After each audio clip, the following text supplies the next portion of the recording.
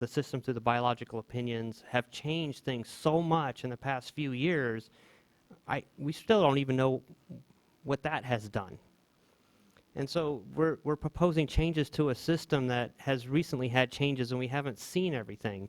2011 was very wet and we saw benefits to the fish as you saw yesterday, but is that because of hydrology or is that because of actions that were taken, a combination of both, and what is that?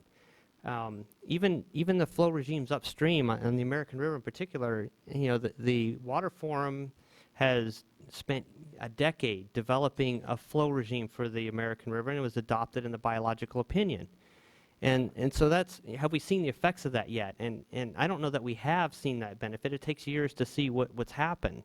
So because we don't know even the effects of what we've done so far, I struggle with where do we go next? It's a tough thing.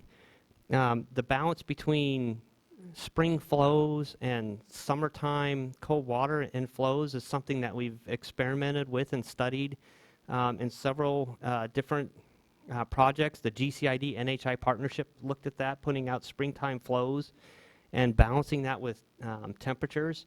And we saw some trade-offs there that might work.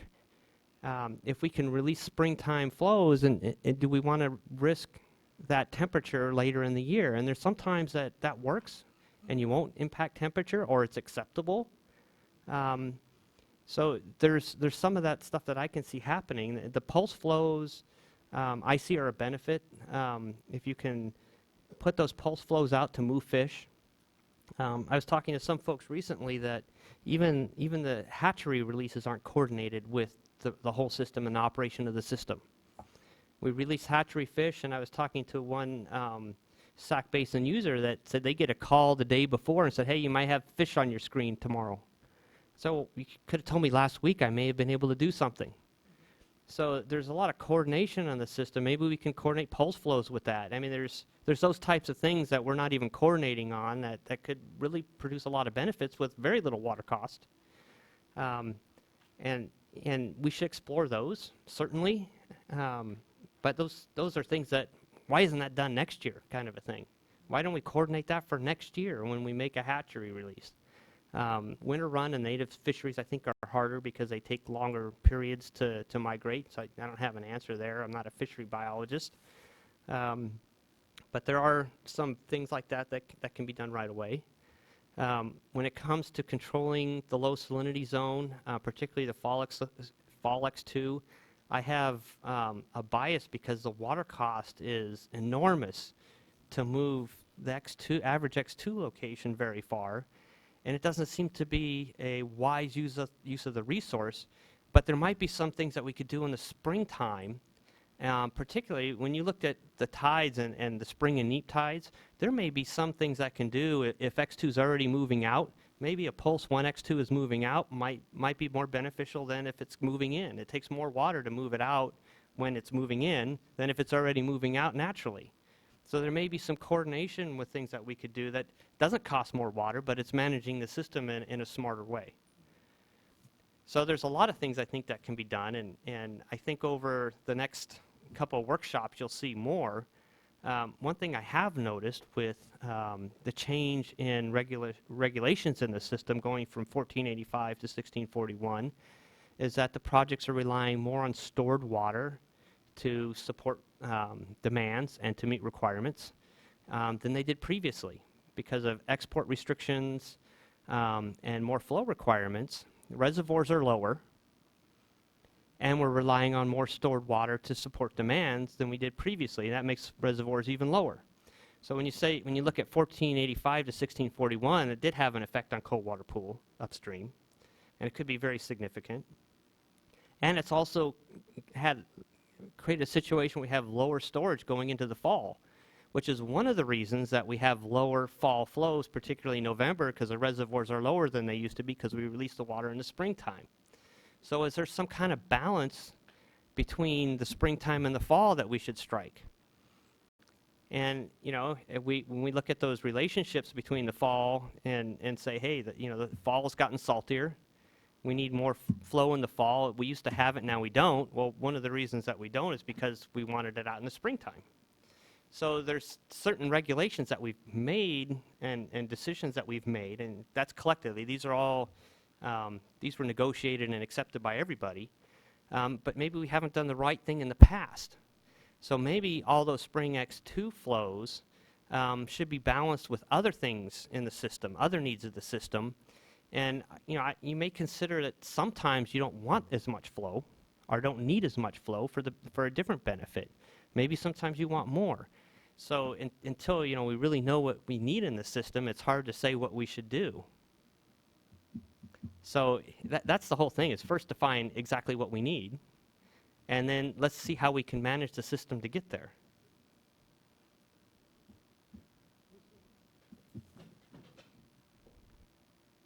No, that's it. Thanks for being game to try and answer the question. I think that is where I think we need to focus there too. Oh, you have to talk. Oh, I think we do need to focus there too, and you're giving suggestions about what kind of things specifically to ask people too. And I'll buy a really good dinner for whoever comes up with the best solution that's responsive to what we need. Whoever gets closest to the right answer, you're hearing it here, I'll buy a really nice dinner. And I guess I would like to, and this is not directed at you, it's directed at the future presentations that are being made. Climate came up a lot yesterday. It's come up a little bit today, not so much.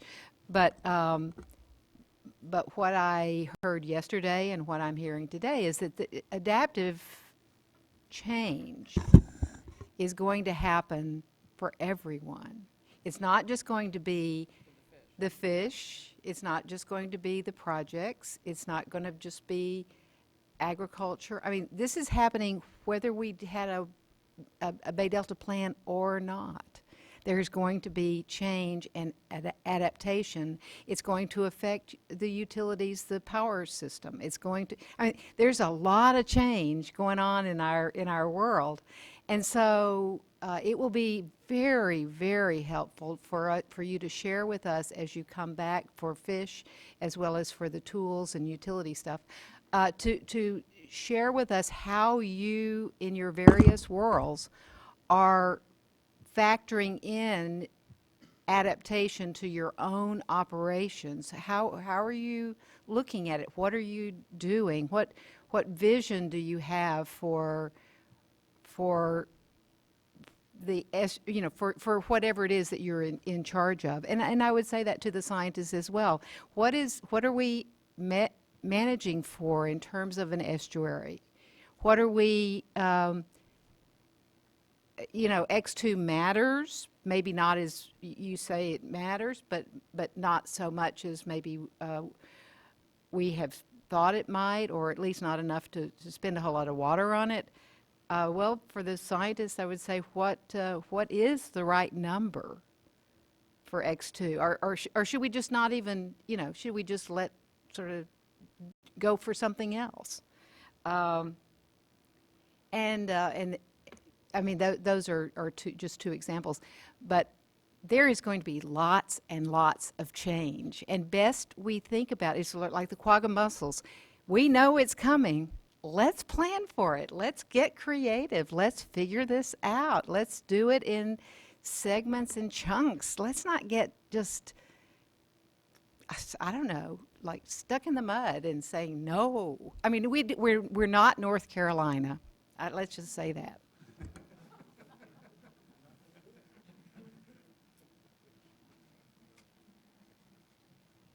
Okay, so it's time for the, pardon me? Are we going to have a break? Yes, we can take a, No. yes, we can take a break, and then we'll have the public comment period and final questions from you to scientists. And we'll come back at 2:45. Great. And Walter, thank you. Walter William, thank you. Yes.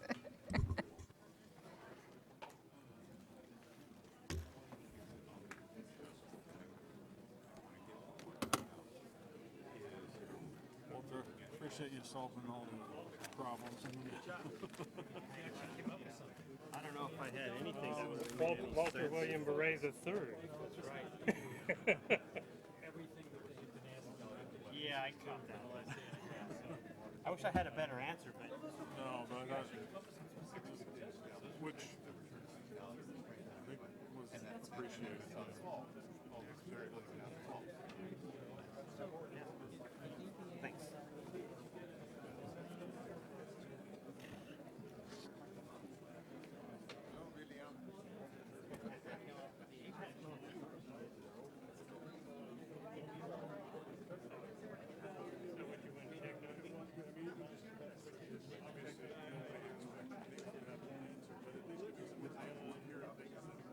Either being done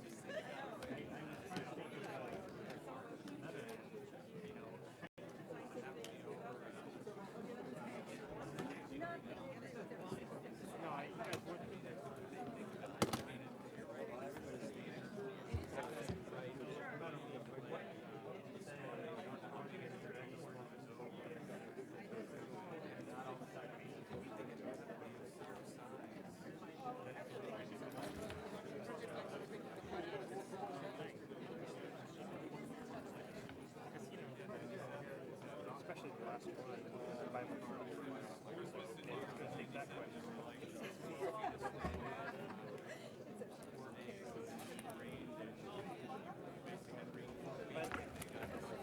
Oh, by the way,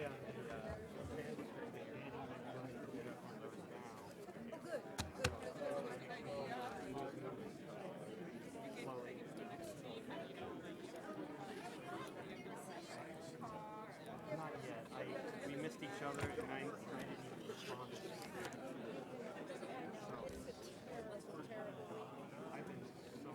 I've been working every day for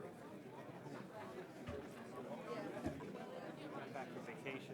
Had a wonderful, fabulous time.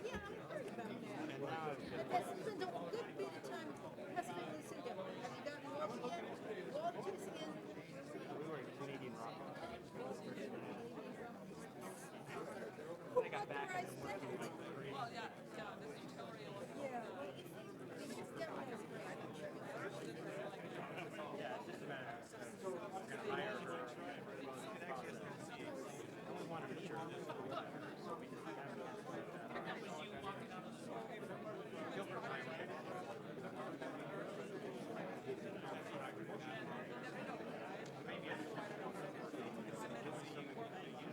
Yeah, she's probably there isn't if you can get her. She's really, really good. She's the kind of just point her and she'll go after her. That's the kind of people you want to get in the direction.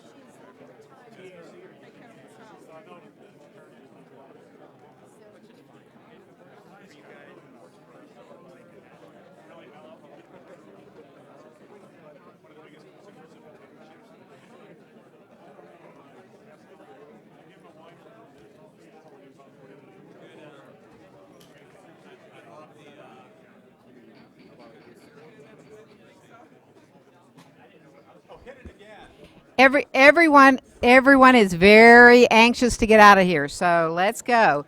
I've made several agreements in the last that you don't know about, Brock. I'm sorry. I have four cards. If you want to do public speaking, you need to go to the back and get a blue card and fill it out and give it to staff. I have four right now. I'm only going to take the first one, Joe McGann, because he has to be in Mammoth very quickly. After that, we're going to move to the science, the invited expert panel, and then finish up with the last three cards that I have, and maybe I'll have more cards by then. Joe, thank you. Thank you. Is this on? I think it is. My name is Joe McGann. I serve as a drainage coordinator for the Grassland Bypass Project. And I wanted to come to you to kind of talk about some of the testimony you received from the California Water Impact Network that talked about selenium and salinity discharges to the Delta.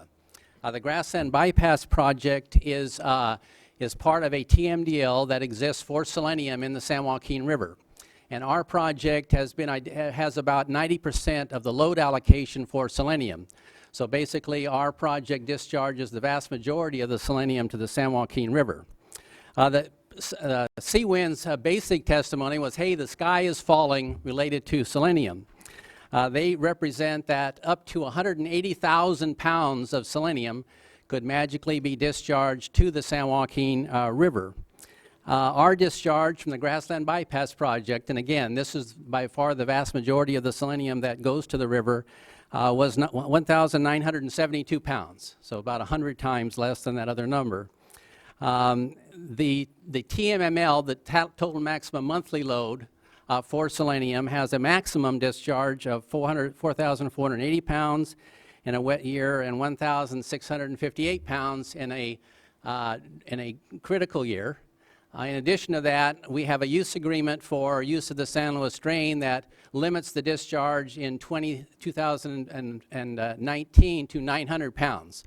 So the reality is that the discharges of selenium are much less to the San Joaquin River. It's also been removed from the 303D list in the lower San Joaquin River. Selenium has, because water quality objectives have been met. Our grassland bypass project has been identified by EPA as a success story related to compliance with the TMDL and TMML requirements. CWIN relies on some projections that are in a USGS report, and they kind of assume that magically all of the land in the west side of the San Joaquin Valley could be drained and discharged to the river. And, you know, as far as I know, there's no proposal to do that. In fact, our farmers in our area have spent a lot of money to keep our drainage within our project area and not discharge it. The USGS has a model of the delta, and I guess kind of the bottom line is that, you know, as these models are used, let's use realistic numbers for the discharge of selenium. If we want to use these really high numbers, that's fine. But let's also use realistic numbers, and I can, you know, show people where that data is held and where they can find that. Also, there's a difference in the form of selenium that's discharged. From the agricultural area, it's a selenate form, which is not as toxic to the environment as the selenite form, which is discharged by industry in the Delta area. So that needs to be taken into account. Regarding salinity, also their paper talked about salinity, and I think there is some good news related to salinity. For one, our grassland bypass project has reduced the salinity to the San Joaquin River by about 170,000 tons since the project started 15 years ago, and this is about 10% of the, or 17%, excuse me, of the total salt load, the average salt load at Vernalis. So our little area, it's a 100,000 acre area, has, you know, I think that's a good news thing. And as our selenium allowable discharge goes down, so will the salt load. So it's reducing. There's a CV salts program, which you're, I'm sure, fully aware of. And we're an active participant in that. You know, there's a lot of effort being spent to come up with a basin plan amendment in the San Joaquin River for salt. So that's a positive thing. There is a TMDL in place for salinity, so we're working with that too. The Irrigated Lands Regulatory Program governs discharges from the west side of the valley. We're actively involved in that, so I think those are some good things. Reclamation has a management agency agreement to deal with real-time monitoring and discharge of salinity into the river. And so I just wanted to bring those points out. That's all I have. Thank you. All right. And now I'd like to let the invited expert panel to organize themselves. Yeah. Thanks. So, Vice Chair Spivey Weber and other board members. Just a few comments. We were interested in responding to what we thought were some recurring questions regarding the coordination of science. If you recall, during Dr. Clurin's presentation yesterday morning, he had a slide where there was a policy element and a monitoring and research element and a modeling element. And we were interested in discussing ways in which we think you might influence the better integration of those elements across many of these problems. One of the things I felt as a member of a previous incarnation of the Delta Science Program, it was useful for me to bring to your attention, was that there have been a number of attempts at these collaborative and coordinated integrated policy modeling, monitoring forums that I could bring to your attention. One of them involved trying to bring a common modeling framework to some 3D efforts that we were doing as part of the CalFed science program and in partnership with many other organizations, including members of your staff. We think we were making some pretty good progress in trying to get people to agree for a common base need, a calculation framework that could be used across a lot of different organizations. And for various reasons, including the demise of the CalFed program, we didn't quite get the ball all the way across the finish line, if you were, or all the way to the end zone. And so we were beginning to talk amongst ourselves about ways in which we think that correctly worded admonishments, if you will, I'm not sure exactly how you do this through your regulation, but if there were ways that the board could support what we think are existing efforts at trying to do these collaborative and more community-based learning and information exchange, again, of the kind that Dr. Kern was sort of pointing to. I don't think the future is all that dark. I think we've had instances and experiences in this estuary where we've come up with some of those things, and I think the bulk of what we were talking about was how to bring those to your attention and capitalize on those efforts. I think a couple of other speakers are going to speak more specifically to those now. And again, there are fora out there that we've used in the past. The CalFed Science Program is the place, I think, where you should look for leadership in this coordination. I know the California Water and Environmental Modeling Forum has been a place in the past where, in particular, modeling efforts have been community-based and developed. And we're just looking for your support and if can be, requirements that people bringing proposals to you vet their efforts through what we think were nascent, if not fully developed efforts in that regard. And introduce yourself. I don't think you did right at I'm the beginning. sorry. No, I didn't. My name is Stephen Culberson. I'm with the U.S. Fish and Wildlife Service. Right. And for the rest, for others, introduce yourself before you speak. Bruce Herbal, the U.S. EPA. And after me, Anke Mueller-Zolger will be speaking, and batting cleanup will be Peter Goodwin, the new lead scientist.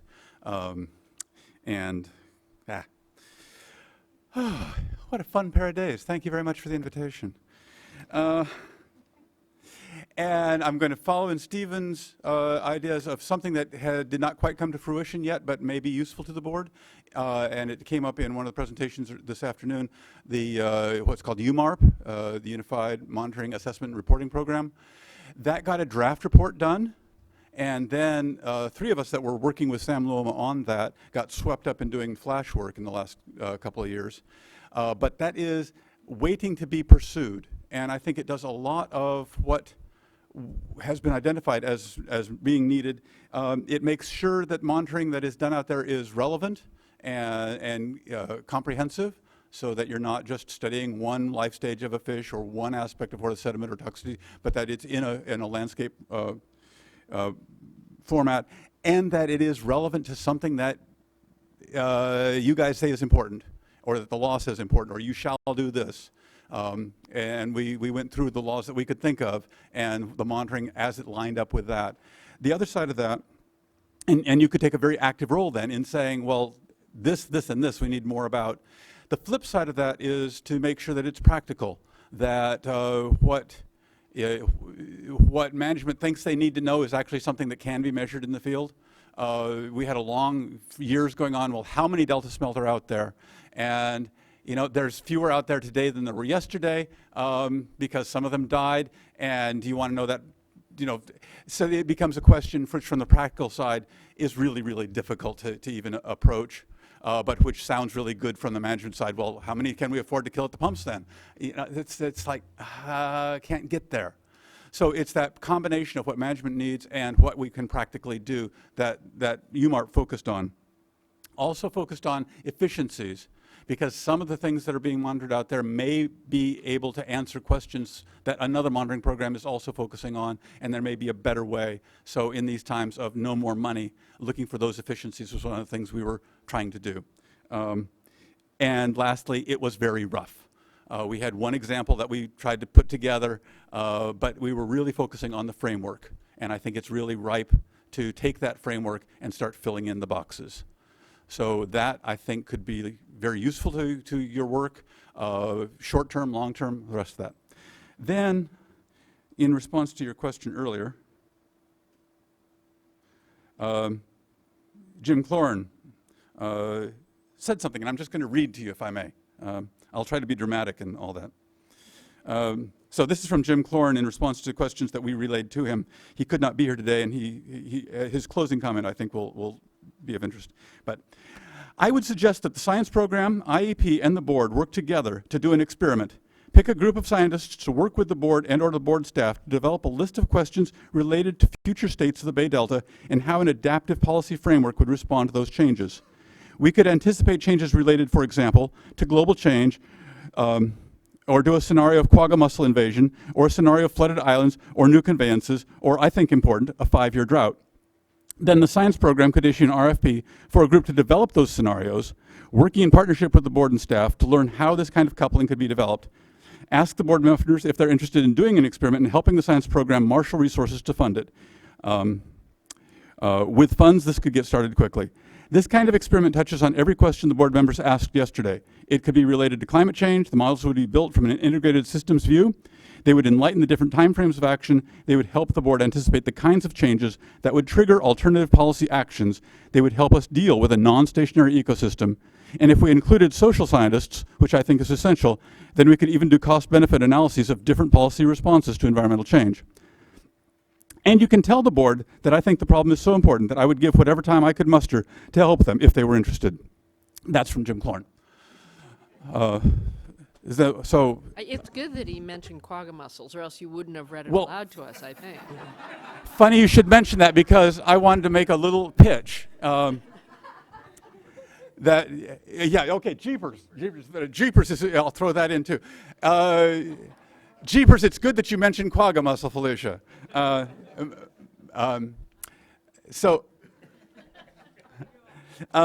I just want to make this pitch that because on a lot of these issues, there is already a lot of heel digging in, or positions already taken. And to the best of my ability, I have not managed to find anybody with a position about quagga mussel other than that we need to keep them out, which is a nice short-term strategy, but not an effective tool. And it also gives the board a clear trigger. At some point, quagga will come in, and I'm willing to guarantee that at least for some substantial period of time, they will be very dominant. So that trigger is very clear, and it sets up that condition of adaptations that the board could anticipate, because if it took 17 years to develop a new water quality control plan in a system dominated by a new invasive mussel, that wouldn't be very useful. And it could start to identify what monitoring, what baseline comparisons we wanted to have now. So some of those things that I would expect it to affect. Water reliability, if we're continuing to pump out at the South Delta, the report from DWR paints South Delta's really nice picture to be a quagga mussel in. They like solid surfaces. We provide lots of solid surfaces down there, not just the fish screens. I expect that change of having to operate this system with quagga in it would make OMR flows much less of an issue. To the best of my knowledge, and as I told Vice Chair Spivey Weber at the break, I am not a quagga expert. I just keep trying to find one out here. And I may have to become one just in self-defense. But from what I have managed to find out, they accumulate selenium. That ties it into another board issue. We heard from Wim yesterday that the low salinity zone value relies to a large extent on carbon subsidies from upstream, and quagga activities back east have clarified waters tremendously, so that subsidy would be greatly reduced out here, would be my guess. So there's lots of things that we could expect them to have impacts on that would directly relate to a water quality control plan. So that would be my thing. Jim thinks that doing a 5-year drought would be useful. He suggests others there. I think the exercise of trying to develop a durable plan in which you do something now, and part of what you do now is anticipate changes that you expect to happen in the near term. So that doing that as an experiment now or getting it started now would be something that I think would be useful. And just a personal thing, you were asking, you were working on, I'm sorry, Tam, you were talking about 1630, and one of the things that the invited panel did not show you was a graph showing that one of the effects of 1630 was to reestablish the seasonal variability for the springtime. That actually seems to have done a good job. If you compare this springtime flows and conditions prior to the development of 1630 versus since then, we have a much more normal hydrograph for those months. We've shifted the mucking about with the hydrograph into the other 7 months, but we we'd accomplished that, and I'm sad that we didn't get that graph up in front of you. Anyway, that's all I have to say. Now, Anka. Dr. Mueller-Zolger. Point of clarification, when we talk quagga mussels, are we also talking about zebra mussels, Dracaena species, like that? Quagga are just over one hill ridge. Right. Zebra could get here on any boat that comes in, so no, Dracaenid mussels generally are, but the fact that you can drive from here in a day to collect some is kind of makes me nervous. I understand. All right, so again, I'm Anke Mueller-Solger with the Delta Stewardship Council and IEP. And so Steve Culberson here and then Bruce talked about two efforts that got started and could be really useful, but then kind of stopped. I will talk about one that got started and is still under development, or perhaps actually two, and that perhaps deserves support from you to make them even more useful and useful for you. And that is an effort that started, and you'll be familiar with it. It started in November of 2007 when the California EPA and the California Resources Agency signed a memorandum of understanding that created the California Water Quality Monitoring Council. You're no strangers to that. It is actually something that's spearheaded really by the state board with great state board staff, John Marshak. And so this has been going on now for a few years, has gone through its formative period in which it set up a system of groups and then portals to represent the work of those groups. One of the groups that has emerged at this point is the California Estuaries Work Group. It's being co-chaired by Val Connor, who works for the state and federal water contractors agencies and formerly the state board, and by the Bay Institute. And the IEP and other agencies are important members of this thing, even though we simply didn't have the time to help chair this. But anyway, the purpose of this monitoring council overall is kind of exactly what was talked about earlier by Mike Connor as well as by some others, which is to improve the coordination and cost efficiency of the monitoring that is currently occurring in the state of California, so not just here but elsewhere as well, and to integrate and coordinate overall the monitoring and assessment and reporting that's being done. And then very importantly, and that's probably the biggest thing about it, is to increase the public access to monitoring data and information. It's using sort of a Clean Water Act approach about drinkable, swimmable, and so forth. But ecosystem health is also one of them, and that's actually where the Estuaries Work Group comes in and where that Estuaries portal will be housed. I mentioned the IEP is a partner in this, and not exactly a reluctant partner, just a bit of a stressed out partner, because yet again, there is more work to do there. The one thing that we have sort of enthusiastically agreed to is to do some of our required reporting under D1641, and the board, the board staff, I guess, agreed to this, would be done through this portal, this Estuaries portal. So that's currently in the works for the water quality, phytoplankton, zooplankton, and benthos monitoring elements that the IEP is implementing under D1641 mandate. It's done by DWR, actually. And that will hopefully happen in the somewhat near future and make that information more accessible and also more integrated with other information that's also supposed to be housed there. Again, this obviously is an effort. In this particular case, it is replacing something that's already required with a better thing, hopefully. So that's actually a relatively easy thing to do because it doesn't require too much in the way of new resources, although for a little while it's more work. However, there are many more other things that can be done and should be done under this whole concept that aren't required at this point. For example, actually, just to stick with this particular thing, in D1641, Table 5, there's this long list of things, thou shalt monitor this, here, there, whatsoever. Some of this is actually done by DWR as part of the IEP, but there are other stations and things in there that are conducted either by another part of DWR or by the U.S. Bureau of Reclamation. And not all of this will automatically then go into this California Water Quality Monitoring Council's website, which really it should, and other things like that as well. So this additional level of coordination, even just for things that are in D1641, there's plenty more out there, right, is stuff that needs work and that needs support and perhaps could be required, which helps get support sometimes. So these sorts of things. And then on top of all of that, and now this is an old effort that's been around for more than 40 years now, that is the IEP.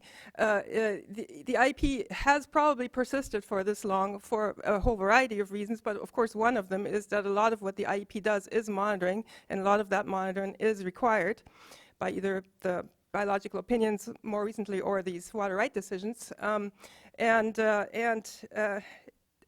Like this table 5, for example, a lot of things of what we're supposed to sample where are very specifically required, but how we're then going to take that data and analyze it, synthesize it, communicate the results, that is not detailed much at all.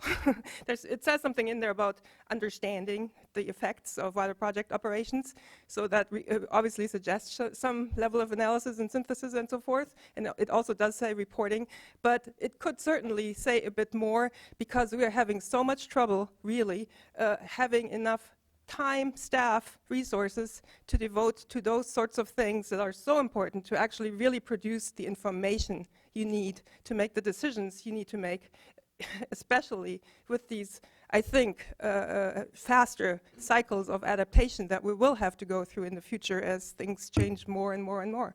So anyway, so cooperation is something that you can't really mandate, but you can still try to support it. And I think that's a really important thing among the agencies. The IEP is a good example of this kind of cooperation. Actually, last night, if you listened to Bill Clinton, I don't know if you did, but he said something about like cooperation is what works in the real world. I strongly believe this. Cooperation is more than coordination, which is why I'm saying this here. It goes with people and with resources and people that really want to cooperate and have the time to do that. And I don't know exactly what you can do in your Bay Delta plan and then the water right decision to truly try to make that happen, but perhaps you can support that somehow. And there are ways to do it, and I believe that Peter Goodwin will talk about that next, because it's all going to get better, because there'll be a plan.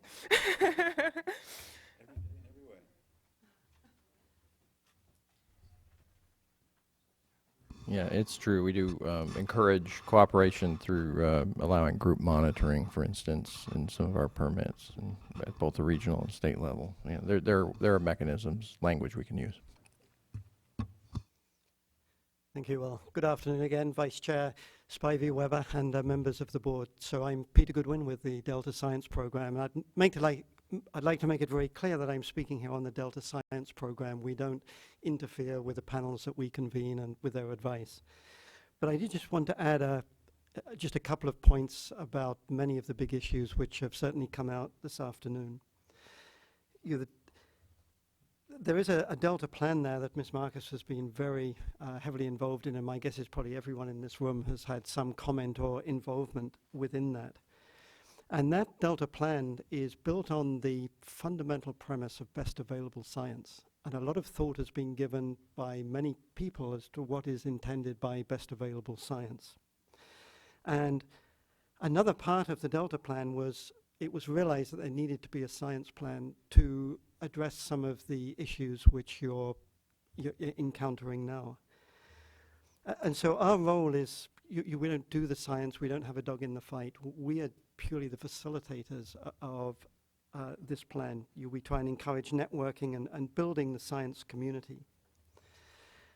And so as we've started embarking on this, talking to the various players, one thing that has come through very, very clearly is that I think everyone agrees we need to look at things differently. The big questions that we heard earlier, what's going to transform how we do things now? What's going to transform the Delta to make it better? What sort of innovations could be brought to the table? And so I would certainly encourage you and your staff to support to get engaged in the development of the science plan. And I would say there's three main elements to that. It's actually much more specified in the Delta plan. But there's the plan itself, where are these big questions, and I think what we've heard a lot today is you're faced with making these decisions that have many ramifications through a very, very complex system. And we as scientists are trained very well to be reductionists. We break it down into things just by nature that are tractable. And so we will look at various elements of the problem. We will get publications out of it. It's a much harder question to look right across the complexity that any one decision you're going to make is going to have a knock-on through the system. And so I think that to really strengthen what Dr. Klern said, and as many of you know, there's just one absolutely world-class scientist there, and you've heard from many others. But he made that very interesting point. What are these questions that you're asking? And how do we mobilize the scientists and the science community to address these much more complex problems? And I think it was a very well-founded point. So that's the first issue. It's the plan itself. And this, of course, invitation is open to all. The second part of that is the governance. And how do we build on the successes of IEP, of QUAMF, other things which we've seen work very well over the past few years in Delta and in California water in general? How do we expand on those successes to make it work? And the third thing which we've heard here, which right across all branches of science and wherever you go, this is a really big issue. And that is, it's issues about data management and, well, in NSF terminology, they call it cyber infrastructure. It's the data streams, how you manage that, how you assimilate it, how you use it. How do you overlay models over the top of that? And those models are both for understanding, but as you've heard from many of the presenters, it's how can you use that to project different futures or different alternatives. And those are two somewhat different things, but the same models can be used.